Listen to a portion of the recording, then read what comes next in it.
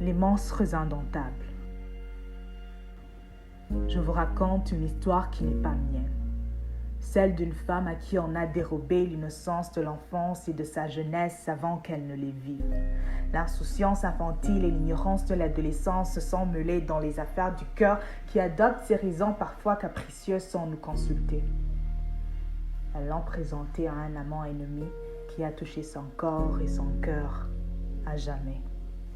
Caméra braquée sur elle, elle était habituée au regard. Regard qui dévisage, pensée qui juge.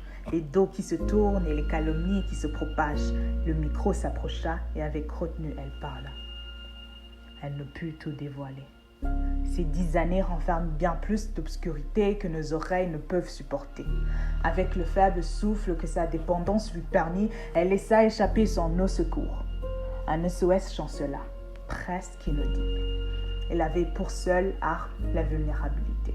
Elle répondit à toutes les questions avec une grâce et une sincérité que les griffes du mal n'avaient pas encore déchiquetées. Son corps frêle lança aussi un appel, une mise en garde, avec la gentillesse que les portes de l'enfer avaient épargnée bon gré mal gré. Elle nous présenta sa vie en lambeaux, espérant que le peu d'humanité que l'hypocrisie de notre société n'avait pas encore étouffée voudrait bien la recoudre. Je vous raconte une histoire qui n'est pas mienne. Celle des larmes d'une mère. Avec inquiétude, elle vit sa fille changer sans crier gare. Ses sorties fréquentes aspiraient une bouffée de sa vie à chaque rencontre.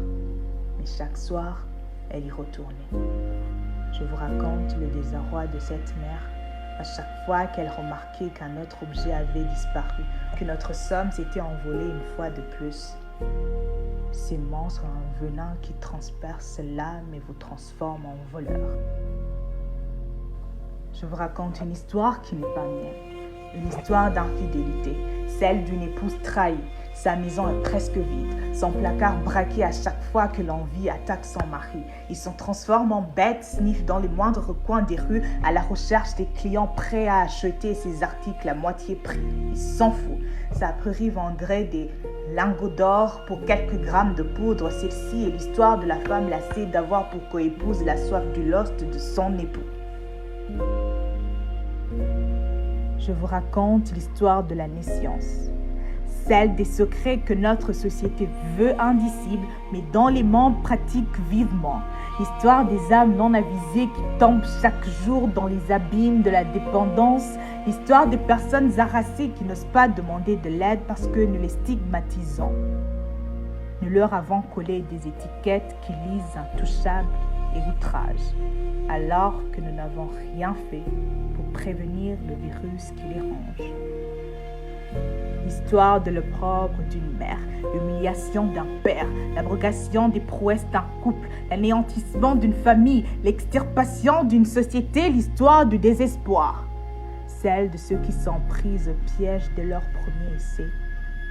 Celle de ces humains qui se haïssent pour tout le mal qu'ils causent mais qu'ils n'arrivent pas à arrêter. J'ai lu dans leurs yeux de la résignation.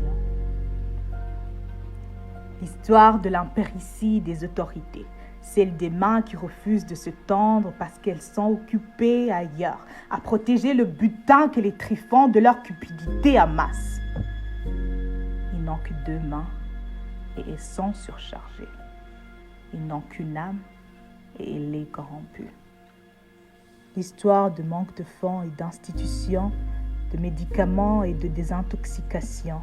Celle de l'absence de défense dans cette guerre atroce face à ces hydres impitoyables.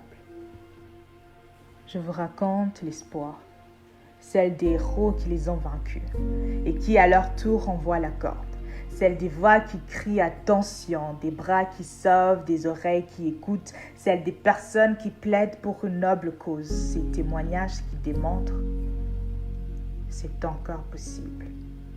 Celle de leur succès qui crée des victoires ici et là, celle de ceux qui préviennent et veulent guérir.